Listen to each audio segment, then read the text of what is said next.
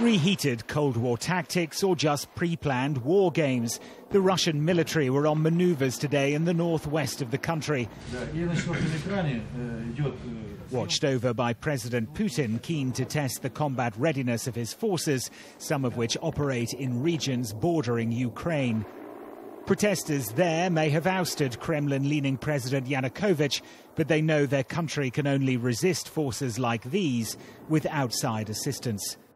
So while the flashpoint may be hundreds of miles away in the Crimea, Kiev remains at the centre of the diplomatic crossroads, hence the visit of the UK Foreign Secretary and later his counterpart from Washington, D.C.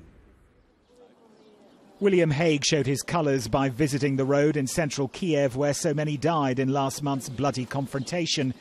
He laid flowers for the Maidan's fallen, and later in an interview with Sky News in the British Embassy offered the acting government even more, sustained diplomatic pressure on Moscow. The reality is, in the 21st century, you cannot behave in this way, violate blatantly the sovereignty and the territorial integrity of a neighbouring nation, and think that there will be no consequences.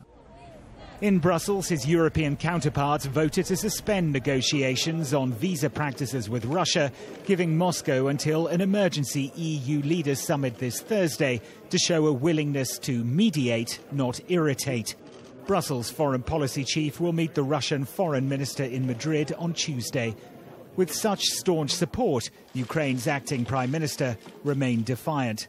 Russia is to realize that they will pay the price.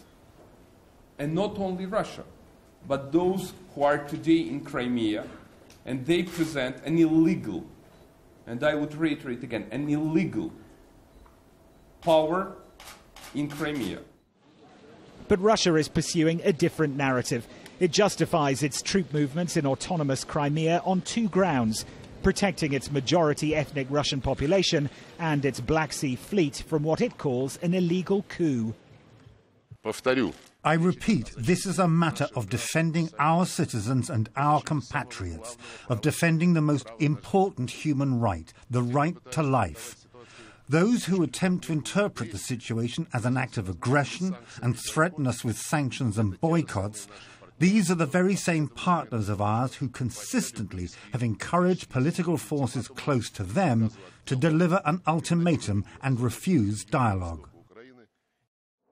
With Moscow flexing both military and rhetorical muscles, world leaders will be hoping their united diplomatic firewall is tough enough to force a change of direction. Robert Nisbet, Sky News, Kiev.